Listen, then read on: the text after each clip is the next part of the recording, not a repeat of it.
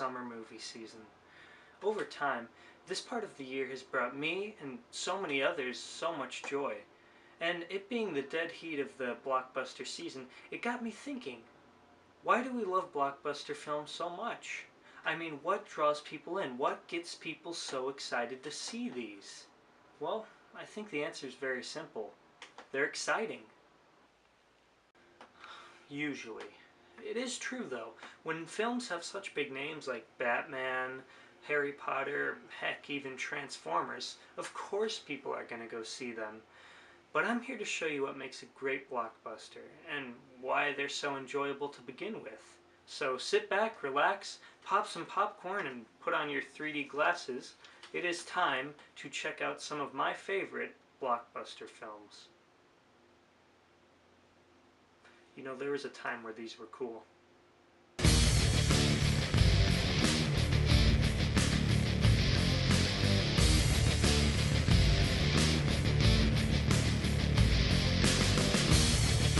Starting off my list is a fairly recent movie, Mad Max Fury Road. Oh man, what a film. It's basically the equivalent of eating a whole pound of sugar and downing a whole package of Red Bull. Would that kill you? Case in point, Mad Max Fury Road is awesome. It has practical effects, real stunts, beautiful breathtaking CGI and visuals. It is Michael Bay's dream. This is what action movie directors strive to make. It's amazing. And would you believe that an old guy directed this? Yeah, George Miller is pushing 70 years old, making one of the best action films in years. When I'm that old, I hope I'm that BA.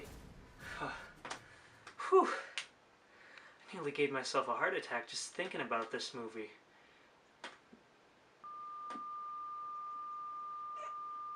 It should be fine. Some people might argue that this film is a bit dry when it comes to a groundbreaking story, and well, yeah, they'd be right. Sure, the characters and the world they inhabit are very interesting, but there's not really much of a juicy story to go with them, and that's fine, because you don't really go to this movie expecting a huge, complex story. You go for the amazing action sequences and great visuals, and for what this film achieved on a technical level, I think it deserves all the praise it gets.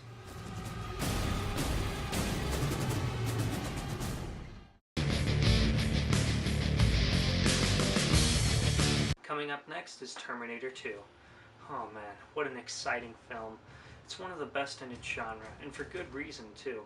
As great as the first Terminator was, T2 built on what made the Terminator series so amazing in the first place. Well, the unnecessary sequels immediately dismantled that. But that doesn't take away from how awesome Judgment Day is. It had exciting action sequences, great effects, complex and changing characters, and it had heart. That's a thing a lot of action films miss out on. Just some charming form of sentiment. It doesn't have to be forced or beaten over your head. It just should come naturally. And in Terminator 2's case, it certainly does. This is a greatly paced, fast, fun movie, and I think you all should check it out.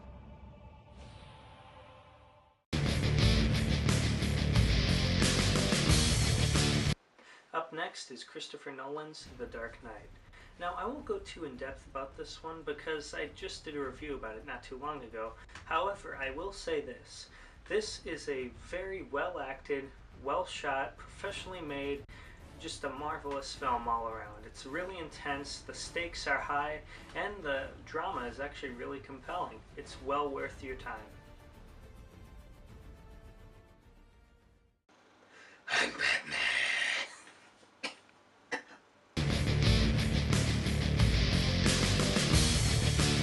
And at number 5 is Indiana Jones and the Last Crusade. Now, I actually like this film more than Raiders of the Lost Ark. I know, it's surprising, but I do like Raiders of the Lost Ark as well. There's just something about this one that just pulled me in a little bit more.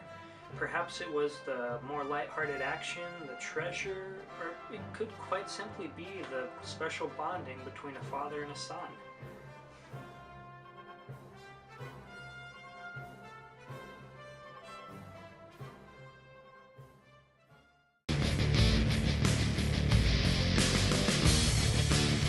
So coming in at number 4 is Back to the Future.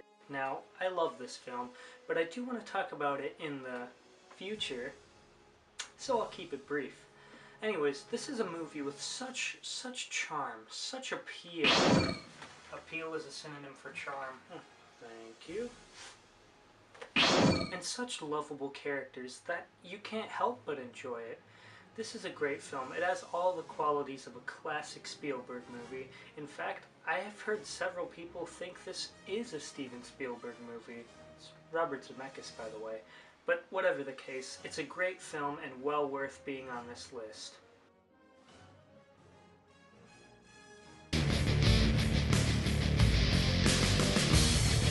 Number 3.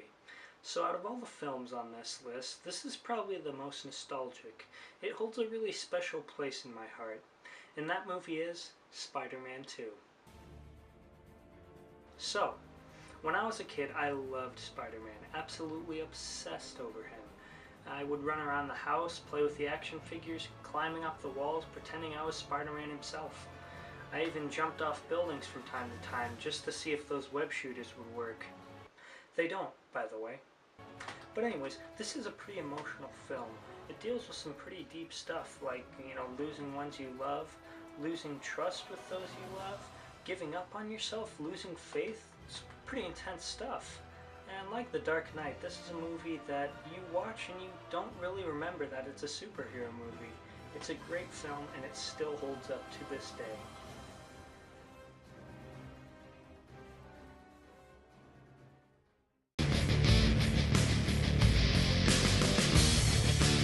And at number 2 we have Ghostbusters, the original. Now, I really like this film. It's a super quotable film. You could probably throw quotes and lines around over and over and over again. I love the characters, their quirky habits, and their different personalities. It's a really fun film, and overall it still holds up today. And I suppose I'm just gonna have to acknowledge the elephant in the room. The new Ghostbusters remake. I didn't hate the movie. I don't even hate any of the people who were in it. I just thought it wasn't that funny. A lot of the jokes fell flat for me and none of the characters, aside from a few, seemed really that interesting. I don't hate any of the actresses or actors in it. I like them all fine, and I don't mind the director, but it just wasn't that great of a movie. It was okay, and definitely didn't deserve all the hate it got, but it was just that, okay. It was impossible not to compare it to the original Ghostbusters film, but all that aside, it was fine, I guess. There you go, shortest Ghostbusters review ever. Let's move on.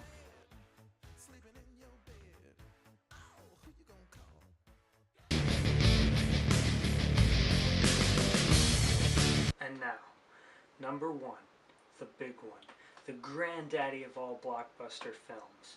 It's none other than Jaws. Yep, the 1975 Spielberg classic. I love Jaws so much. It's one of my favorite films of all time, and probably my favorite work of Spielberg ever. It's so fleshed out. It shows so many fleshed out characters. Hooper, Quint, and Brody. You care about these guys so much. You want to see them make it out of the peril they reach. And they don't really show Jaws the shark all that often. And still it's a very intense movie because of that. Now, I do have quite of a long history with this movie. All the way back when I was young, my dad had the idea to show me this movie just weeks before we went on a trip to the ocean, so yeah.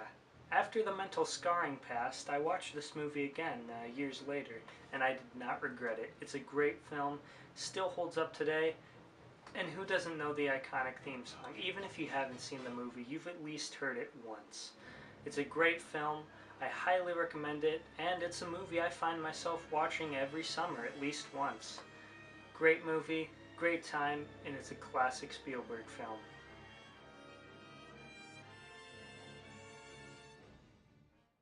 Well, that's all for now, guys. I hope you enjoyed my list of summer blockbusters.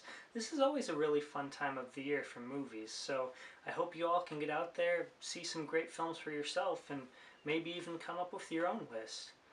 Anyways, I better take these glasses off. They're starting to impair my vision. Anyways, that's all for now, guys, but stay tuned for next week when I talk about one of my favorite directors, Quentin Tarantino. Until next time, stay tuned.